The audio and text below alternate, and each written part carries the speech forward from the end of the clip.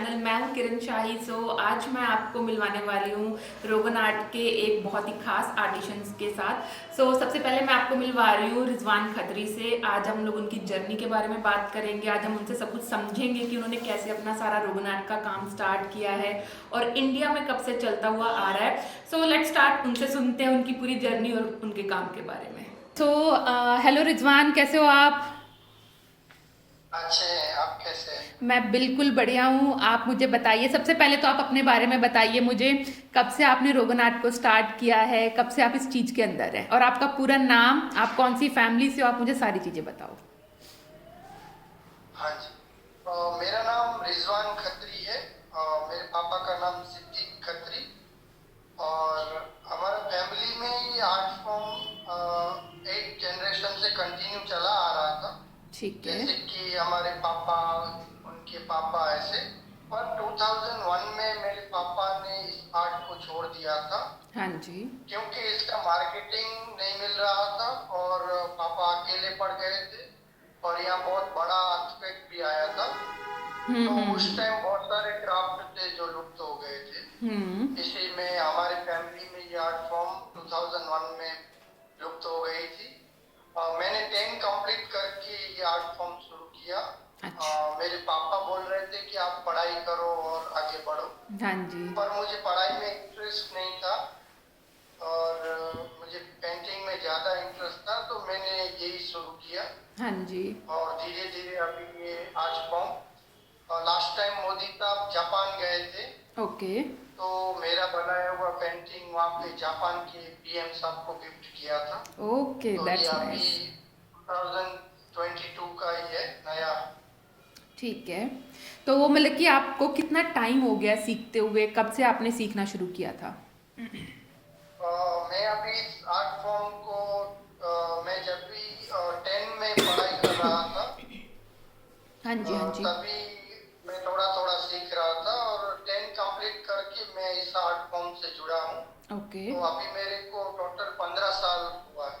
Okay, और वैसे आपको इस आर्ट को सीखने में कितना टाइम लग गया था जब आपने शुरू किया था? तो आपको क्या लगता है, मतलब कितना टाइम लग जाता है इसको सीखने के लिए? हमारा तो फैमिली बिजनेस था तो मैं जल्दी से सीख गया। फिर भी मुझे पूरा मास्टर बनने में 1 साल लग गए। 1 साल? और ये बहुत ही बारीकी का काम होता है, जो कि मतलब कि बिल्कुल हमें बिल्कुल कपड़े के ऊपर करना होता है ये काम हमने। हाँ जी, इसमें तो पहले कलर बनाने का जो है, उसके लिए जैसे कैस्टर ऑयल आता है, हाँ एरंडी का जी। तेल, उसको उबालने के लिए फॉरेस्ट एरिया में जाना पड़ता है। ओके। और फिर उसको 2 से 3 दिन का लंबा चौड़ा प्रोसेस होने के बाद उसका थिक पेस्ट बनाया जाता है। और फिर कलर मिक्सिंग का जो काम है वो घर पे करते हैं। हाँ जी। तो कलर बनाने में हमारा 2 से 3 दिन चला जाता है। अच्छा। फिर ये आर्ट फॉर्म का एक मेन खासियत ये है कि कपड़े पे पहले कोई ड्राइंग नहीं किया जाता है। हाँ जी। जो भी आप पेंटिंग बैक साइड में देख रहे हैं वो पूरा बिना ट्रेसिंग के, कपड़े पे बिना ट्रेसिंग के बनाया गया है। मतलब कि डायरेक्ट आपको तो पेंट लेके इसमें, हाथ से बनाना है इसको? हाँ जी, कलर जो होता है वो एक डब्बे में रखते हैं। हाँ जी। तो मैं आपको कलर बॉक्स भी दिखा सकते हैं। बिल्कुल, आप दिखाइए, मुझे तो दिखाइए। हम, जैसे ये अभी काम चल रहा है हाँ तो ये जी। कलर बॉक्स है। ऐसे हाँ। इसमें कलम पड़े हुए हैं। ये इसको स्टील रोड कहा जाता है, इसको स्टिल जिसे दो। हम कलम भी बोलते हैं। ठीक है। तो ये तो सारे कलर आपके बने हुए कलर है जो आपको अब डायरेक्ट कपड़े के ऊपर आपको करने हैं? हाँ जी, हाँ जी, इसको ठीक है। ऐसे उठा के हाँ जी। कलर को हाथ पे लगा के सॉफ्ट करके बना। ठीक है। तो इसमें हमें सबसे, आपका इसमें जो कपड़ा जो आप लेते हो, कौन सा कपड़ा आप यूज करते हो इसके लिए? पहले के जमाने में तो ये हैंडलूम का मादर पार्ट बोलते थे, जो अभी का समझ लो कि कैनवास। ओके। पहले के जमाने में ऐसे कपड़ों पे होता था। अभी हम लोग जो ये कपड़ा यूज कर रहे हैं हाँ जी। तो ये कॉटन फैब्रिक है और एकदम प्लेन है फैब्रिक। ओके। तो उसमें ऊपर जो है वो रेशा वगैरह नहीं होता है, अच्छा। एकदम प्लेन फैब्रिक होता है। Got it.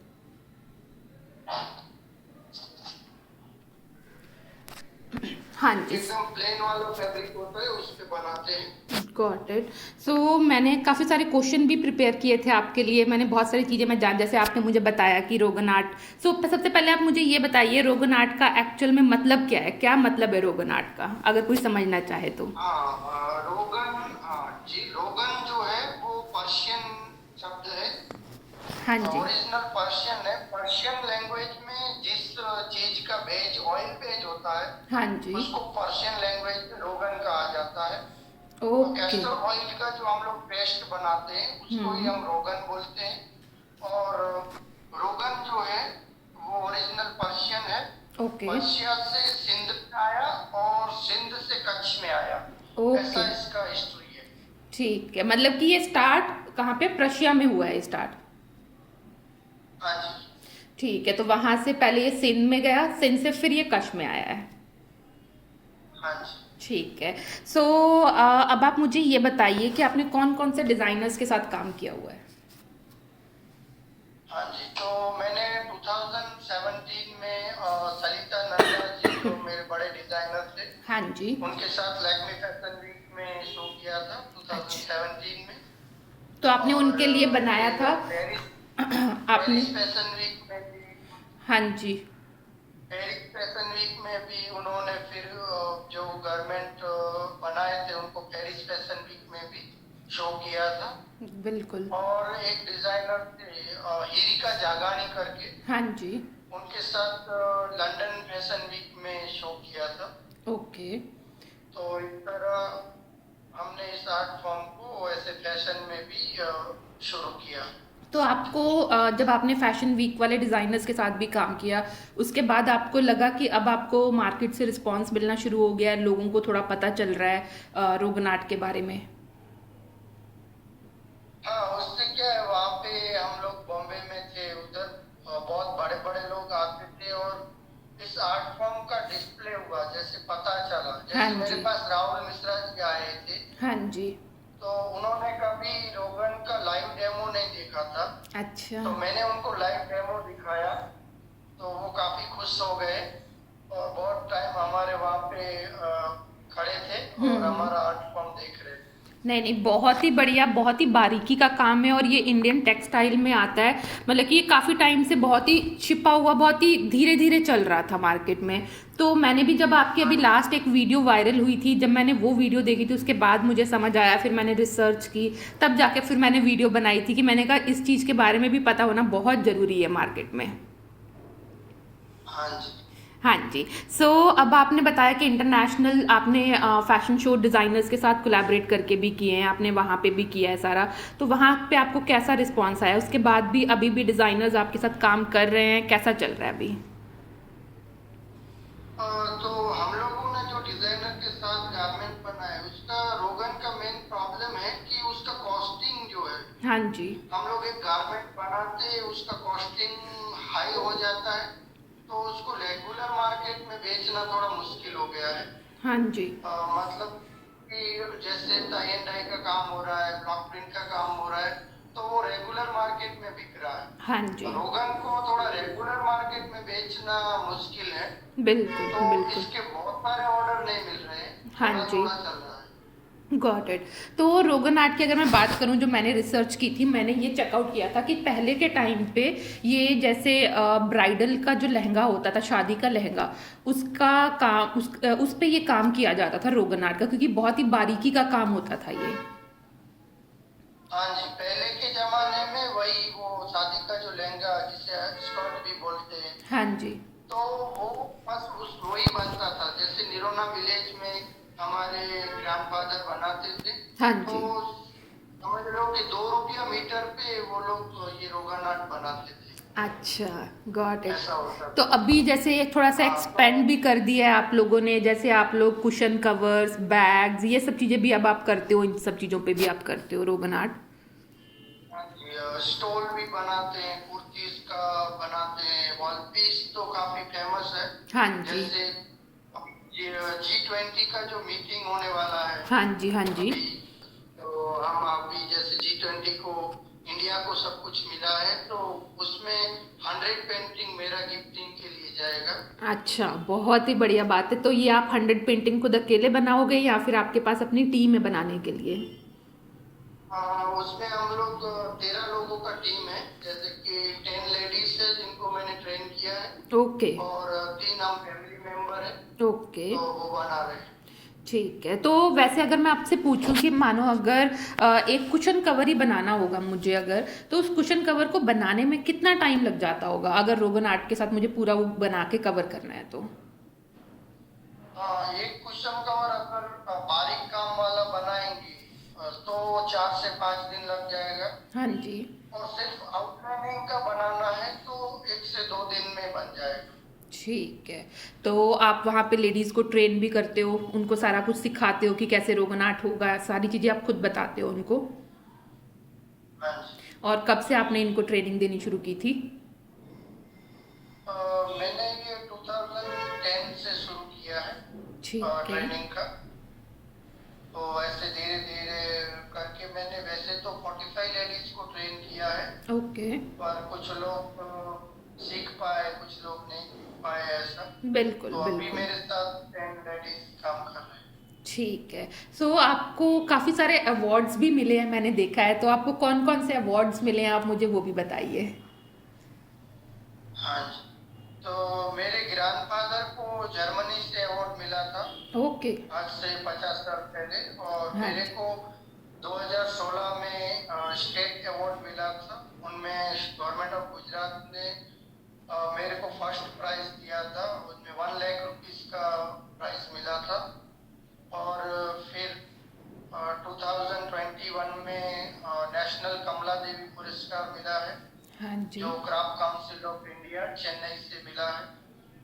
और फिर ये राष्ट्र इंदिरा गांधी राष्ट्रीय कला केंद्र से अवार्ड मिला है। तो इस तरह बहुत सारे कॉलेज वगैरह में भी हम लोगों ने वर्कशॉप किए हैं, तो हाँ उसके जी। भी सर्टिफिकेट्स है मेरे पास। तो डिजाइनिंग कॉलेज ये यूआईटी में मैंने वर्कशॉप किया था, हाँ जी। और फिर ये जो है वो शांति निकेतन बोलपुर हाँ करके जी। जो हाँ जी। रविन्द्रनाथ टैगोर जी का जो है हाँ जी। कॉलेज, हाँ जी। हाँ जी। उधर मैंने वर्कशॉप किया था। हम्म। फिर तो कॉलेज वाले आपको अदानी खुद फाउंडेशन, बुलाते हैं? ये अदानी की ओर से भी अवार्ड मिला है। हाँ जी। फिर ये एक इंटरनेशनल अवार्ड है, ये वाला। Okay, nice. तो आपको जैसे कॉलेज वाले खुद बुलाते हैं, आप जाते हो वहाँ पे, आप स्टूडेंट्स को सिखाते हो, फिर ये चीज़ें उनको बताते हो आप? हाँ जी, हम लोग वर्कशॉप करते हैं, 5 दिन का होता है, 10 दिन का होता है। तो इस तरह हम लोग वर्कशॉप करके हम लोग उस आर्ट को स्टूडेंट के सामने पेश करते हैं। Okay, got it, nice. नहीं नहीं, बिल्कुल लोगों को बताना और ये सब चीज़ें करना बहुत ज़रूरी है, क्योंकि तभी लोग इस चीज़ के बारे में अवेयर होंगे कि हाँ ठीक है कि रोगन आर्ट हमारे इंडिया का एक टेक्सटाइल है, कि एक इतना प्यारा आर्ट है कि मतलब कि कर सकते हैं अगर कोई मेहनत करे इस चीज़ में तो। हाँ जी। हाँ जी। सो आपके और कौन कौन से प्रोजेक्ट हैं जो भी अपकमिंग प्रोजेक्ट्स हैं जो आप लेकर आ रहे हो अभी? जैसे आपने बोला कि अभी आप 100 पेंटिंग्स बना रहे हो, तो वो आपको कब शोकेस करना है, कब उनकी प्लानिंग चल रही है, आपने काम स्टार्ट कर दिया है उसका? हाँ जी, वो उसका काम हो गया है, 50 पेंटिंग रेडी हो गए, अभी 50 पेंटिंग चल रहा है, उसी का काम चल रहा है। और ये हमको लास्ट जनवरी तक देना है। हाँ जी। क्योंकि फरवरी में G20 का मीटिंग है, हाँ तो जी। उसको फ्रेम करके लगाना वो सब कुछ। तो ये बिल्कुल फरवरी में डिस्प्ले होगा 15 बिल्कुल। सो आप मुझे अब ये बताइए कि आप मार्केट को क्या मैसेज कन्वे करना चाहते हो, आप क्या फैशन डिज़ाइनर्स को, आप सबको क्या बताना चाहते हो रोगन आर्ट के बारे में? आप कुछ एक स्पेशल मैसेज जो सबको देना चाहते हो, कि बताना चाहते हो कि आओ हमारे साथ काम करो, आप क्या बताना चाहते हो? मेरी ये इच्छा है कि मुझे ऐसा कोई डिजाइनर मिले जो हमारी आर्ट फॉर्म को रेगुलर मार्केट में लेके आए। हाँ जी। जैसे कि कुत्ते पे बनाया, स्टॉल पे बनाया, हाँ जी। तो वो कुत्ते कैसे बनाना है और किससे क्लॉथ पे बनाना है, वो वो हाँ सब जी। कुछ अगर डिजाइनर मिल जाएगा हमें तो हाँ हम जी। लोग इसको मार्केट में रख सकते हैं। बिल्कुल, बिल्कुल। सो मतलब कि मैं पूरी कोशिश करूँगी अपने तरीके से कि मैं जितना चाहूँ मैं उतना आपके लिए करके दूँ। मैं डिज़ाइनर्स से ज़रूर बात करूँगी इस चीज़ के ऊपर कि वो आप लोगों के साथ मिलें, काम करें, कोलैबोरेशंस करें। मैं भी पूरी कोशिश करूँगी आपको जहाँ तक मैं लेके जा सकती हूँ मैं ज़रूर लेके जाऊँगी आपको। तो आप कोई ऐसी चीज़ जो बची हो इस रोगन आर्ट के बारे में जो आप मुझे बताना चाहते हो, जो कुछ रह गया हो? बाकी तो सब आ गया है, बस इसको मैंने डेनिम पे भी बनाया था, जैसे हाँ कि वो जी, जीन्स का कपड़ा होता है, बिल्कुल। तो उसमें भी स्टूडेंट के साथ मैंने वर्क किया था। हाँ जी। तो हम लोग जीन्स पे भी बना सकते हैं। फिर मैंने मशरूम आपका सिल्क का हाँ जी, क्लॉथ जो आता है मैंने आपके ना पेज पे उस देखा पे था भी कि मैं आपने डेनिम के ऊपर बनाया हुआ है, मैंने चेक किया था आपका। तो वो आपने एक छोटा सा बस मोटिफ बनाया था डेनिम पे या फिर कैसे किया था आपने? वो मोटिव बना किया था, और ये जीन्स पे बहुत थोड़ा थोड़ा काम करके शुरू किया था। ओके। और जैकेट में बना सकते हैं, और हाँ जी। मशरूम सिल्क का जो जैकेट है हाँ उस जी। पे भी बनाया था। बिल्कुल, बिल्कुल। नहीं, बहुत ही अच्छी बात है ये तो। मतलब कि ये भी अच्छा है कि आप टाइम के साथ नई नई चीज़ों के ऊपर एक्सपेरिमेंट कर रहे हो। जैसे आपने बताया कि हाँ पहले लहंगे के ऊपर बनता था, अब धीरे धीरे आप लोगों ने bedsheet, cushion cover, bag, stoles ये सब चीज़ें ऐड ऑन करनी शुरू की। अभी आप बता रहे हो कि आपने डेनिम के ऊपर भी ट्राई किया है। तो आई थिंक कि आप धीरे धीरे करते जाओ बहुत सारी चीज़ें। और मैं कोशिश करती हूँ अपने तरीके से कि मैं जिस तरीके से आपको मार्केट में लेके आ सकती हूँ फैशन इंडस्ट्री में, मैं पूरी कोशिश करूँगी उस चीज़ के बारे में। Okay, thank you ma'am. आपसे बात करके बहुत ही अच्छा लगा। Thank you so much sir. Bye bye.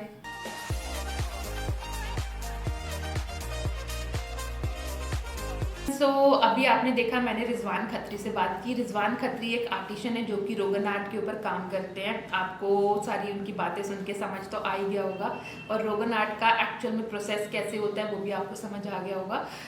Indian textile को मैं प्रमोट करती हूँ, फैशन इंडस्ट्री को मैं प्रमोट करती हूँ। ऐसी बहुत सारी इंडियन टेक्सटाइल की फॉर्म है जो हम लोगों को नहीं पता है, लेकिन डेफिनेटली मैं उनके ऊपर भी वर्कआउट करूँगी, वो भी लेकर आऊँगी। और आप लोगों से बस यही अपील करती हूँ कि आप इंडियन टेक्सटाइल को प्रमोट कीजिए, इन आर्टिशंस को सपोर्ट कीजिए। Thank you so much. और भी बहुत सारी वीडियोस आती रहेंगी, उसको देखने के लिए हमारा चैनल सब्सक्राइब करो, लाइक करो। Okay guys, bye bye.